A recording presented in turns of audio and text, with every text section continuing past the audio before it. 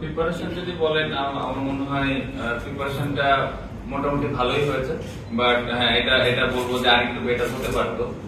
পাকিস্তান সিরিজটা একটু ডিলে হইলো, যার কারণে একটু সময়টা কম পাওয়া গেছে কিছু ক্ষেত্রে, বাট এক্সকিউজ হিসেবে এটা দিতে চাই না। বাট যতটুকু হয়েছে আলহামদুলিল্লাহ ভালো প্রিপারেশন হয়েছে। শ্রীলঙ্কায় টেস্টে আমরা এর আগে জিতেছি, সো আশা করবো যে এবারও ভালো কিছু হবে। আমার মনে হয় যে এরকম টাইপের বোলার তো আমাদের দেশে নাই, সো প্রিপারেশন যদি আমি ওইভাবে নিতে চাই সম্ভব না, কারণ আমাদের দেশে নাই। সো আমাদের যে রিসোর্স গুলো আছে প্র্যাকটিসে, যে বোলার গুলো আছে ওদেরকে ফেস করে আসলে প্রিপারেশনটা নিতে হয়। আর অন্যান্য প্রিপারেশন আমি বলবো যে অনেক দিন ধরে অনেক প্লেয়ার খেলতেছে, এক্সপিরিয়েন্স অলসো, বোলার গুলোকে কিভাবে হ্যান্ডেল করা লাগবে এই প্রিপারেশন গুলো মেন্টালি যেভাবে নেওয়া যায় ওদের ভিডিও দেখে হইতে পারে। সো এটা আসলে খুব স্পেসিফিক ভাবে প্রিপারেশন নেওয়াটা ডিফিকাল্ট, বাট আমার মনে হয় যে যতটুকু সম্ভব মেন্টালি বা ভিডিও দেখে যতটুকু নয় এগুলা যদি আস্তে আস্তে নেটে আমাদের আসে অবশ্যই আমাদের ব্যাটসম্যানদের জন্য ভালো। বাট আমার মনে হয় যে এই জায়গাটাতে আরো ভালো মানের যদি বলার ফেস করতে পারে তাহলে হয়তো কিছুটা ওদের সাথে ম্যাচ করা যায়। এটা তো অনেক অনেক বড় স্বপ্ন, এত দূরে যদি আমি এখনো চিন্তা করি তাহলে আসলে বোকামি হবে আমার কাছে মনে হয়।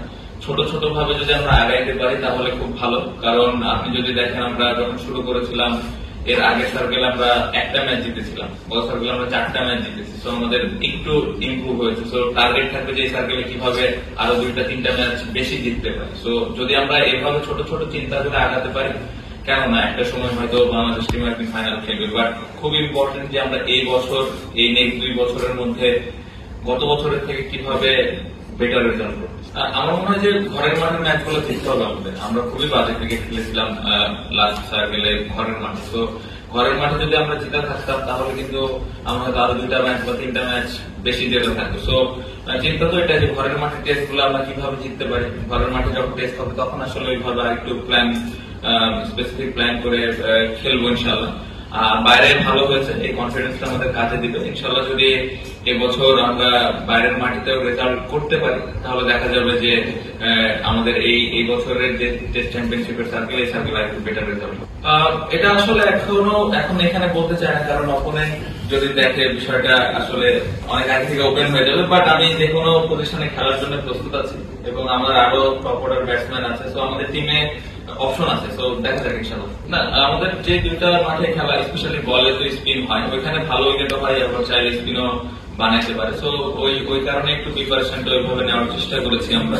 জানি না ওরা কি উইকেট দিবে, বাট এর আগে টেস্ট ম্যাচ যখন ওরা অস্ট্রেলিয়ার সাথে খেলেছে মোটামুটি ছোট ছোট স্পিন তো হয়েছে। সো ওই কারণে আর কি ওইভাবে প্রিপারেশন নেওয়ার চেষ্টা করেছি। এই জায়গাটাতে আসলে প্রত্যেকটা ক্যাপ্টেন যদি লম্বা সময় পায় তাহলে খুবই ভালো, যেটা আমি এর আগেও পেলাম। 1 বছর বেশি করলাম, 1.5 বছর, আবার 1 বছরের জন্য দেওয়া হয়েছে।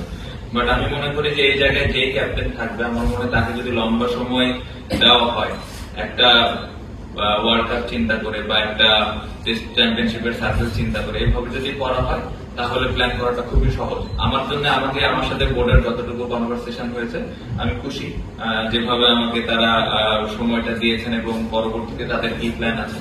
সো এই অনুযায়ী যে প্ল্যানটা আমার সাথে ক্রিকেট বোর্ডের হয়েছে এখনো পর্যন্ত সেটা নিয়ে আমি খুশি, এবং আমার জন্য প্ল্যান করাটা আমি মনে করি যে সহজ হবে। দল নিয়ে আমি খুবই খুশি।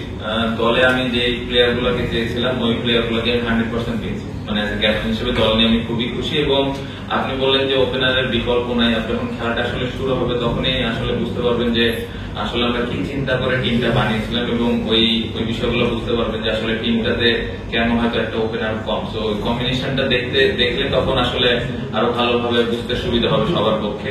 এবং টিমে যদি আপনি দেখেন 4টা পেস বোলার 4টা স্পিনার আছে, সো আমাদের কিন্তু 2 দিকে ব্যালেন্স আছে। আসলে আমরা 2 ধরনের কম্বিনেশনে যেতে পারি এই কন্ডিশনটা বুঝে। সো টিম নিয়ে আমি খুবই খুশি এবং ব্যালেন্স করার মতো টিম, স্পিন এবং পেস 2 ডিপার্টমেন্টই। টেস্ট চ্যাম্পিয়নশিপে যেটা বলুন গত বছর আমরা 7-এ শেষ করেছি, অবশ্যই তো লক্ষ্য থাকবে যে 4-5-6 এর মধ্যে যদি এবছর আমরা আসতে পারি তাহলে খুবই ভালো হয়। এবং উইনিং পার্সেন্টেজ গত বছর আই থিঙ্ক 45 এরকমই ছিল। সো এখান থেকে যদি একটু বাড়াতে পারি 50, 55, 60 হলে আমার মনে হয় যে একটা ক্যাপ্টেন হিসেবে ভালো একটা ইভেন্ট হবে।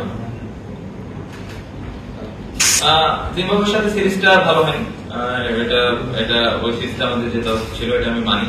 বাট আমার কাছে মনে হয় যে 2025 থেকে 2027 যে টেস্ট সার্কেলের যে ম্যাচগুলো আছে এইখানে আমরা কত ভালো রেজাল্ট করতেছি, কত ভালো খেলতেছি, কারণ এখানে অনেক গুরুত্বপূর্ণ, এটা একটা ওয়ার্ল্ড কাপের মতো। তো এই জায়গায় যদি আমরা টিম হিসেবে দল হিসেবে ভালো করতে পারি তাহলে ক্যাপ্টেন হিসেবে ভালো লাগবে।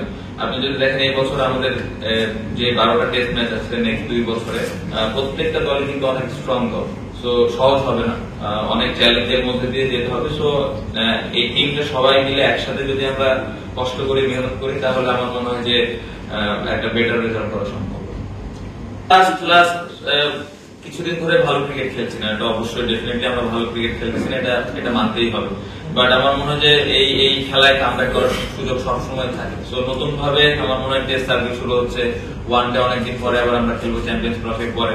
সো আমি বিশ্বাস করি যে এই টিমটা ভালোভাবে কামব্যাক করতে পারবে। যেভাবে সবার আমি ড্রেসিং রুমে ইন্টেনশন দেখছি যে দলকে জেতানোর জন্য বা দলের প্রতি একটা ভালো জিনিস তৈরি করা বা একটা দলকে আমি কিভাবে কন্ট্রিবিউট করতে পারি, প্রত্যেকটা ইন্ডিভিজুয়াল প্লেয়ার যেভাবে চাচ্ছে আসলে আমি বিশ্বাস করি যে এখানে ভালোভাবে আমরা কামব্যাক করব। আমি বলছিলাম পাল্টালের আগে তো আসলে খেলা আছে হইলো ইয়েতে গলে, তারপরে কলম্বো, এখানে যেতে যেতে তো আবার দেরি হয়ে যাবে, তার আগে ইনশাআল্লাহ কামব্যাকটা হলে ভালো। মানে প্রথম আমি শুনলাম যে টেস্টে আমরা একটু ভালো অবস্থায় আছি সাদা বলের থেকে, পজিটিভ দিক না। আমার মনে হয় তিন ফরম্যাটে আরো ইমপ্রুভমেন্টের জায়গা আছে এবং আরো ভালো করার সুযোগ আছে। হ্যাঁ, সাদা বলটা ভালো হয়েছে, যেহেতু 4টা ম্যাচ আমরা জিতেছি গত সার্কেলে। তো এবছর যদি আর একটু বেশি জিততে পারি অবশ্যই খুবই ভালো লাগবে। সাদা বলে আমরা এরকম দল না, আমরা সবাই জানি আমরা আমাদের ভুলের কারণে আমরা ম্যাচ হারতেছি। সো এই ভুলগুলো যত কম করে আমরা সাদা বলেও আস্তে আস্তে যেন আমরা কামব্যাক করতে পারি, এটাই মূল লক্ষ্য থাকে। ডিসঅ্যাপয়েন্টিং অবশ্যই আপনি দেখেন যে মিরাজ 7-8 ব্যাটিং করার পরেও হাইস্ট রান স্কোরার, তারপরে 4টা ম্যাচ জিতেছি আমরা। তার মানে যদি আমরা উপরের ব্যাটসম্যানরা যদি একটু কন্ট্রিবিউট করতে পারি, একটু না ভালোভাবে, হয়তো মিরাজ হয়তো কোনোদিন ব্যাটিংই পাবে না। তো তখন দেখা যাবে যে আমরা আরো বেশি ম্যাচ জিততেছি। তো টপ অর্ডারে যারা আমরা ব্যাটিং করি বা মিডল অর্ডারে যারা ব্যাটিং করি, টেস্ট ক্রিকেটের দায়িত্বটা তাদেরই, এবং ফার্স্ট ইনিংসটা খুব ইম্পর্টেন্ট। ফার্স্ট ইনিংস আমরা কত রান করতেছি। সো অবশ্যই এই জায়গাটাতে তো আমি যেটা বারবারই বলছি যে সবাই কিন্তু কষ্ট করছে, বাট রেজাল্ট হচ্ছে না। কেন হচ্ছে না এই জিনিসটা ফাইন্ড আউট করাটা ইম্পর্টেন্ট। বাট চেষ্টার কমতি আসলে কারণ নাই, সবাই চেষ্টা করতেছে। তো আবার এক সেম কথাই বলবো যে ব্যাটসম্যানরা চেষ্টা করছে, প্র্যাকটিস করছে ওইভাবে যে কিভাবে কামব্যাক করা যায়, এবং আমি বিশ্বাস করি যে এই টপ অর্ডারও যদি রান করে তাহলে বাংলাদেশে আরো বেশি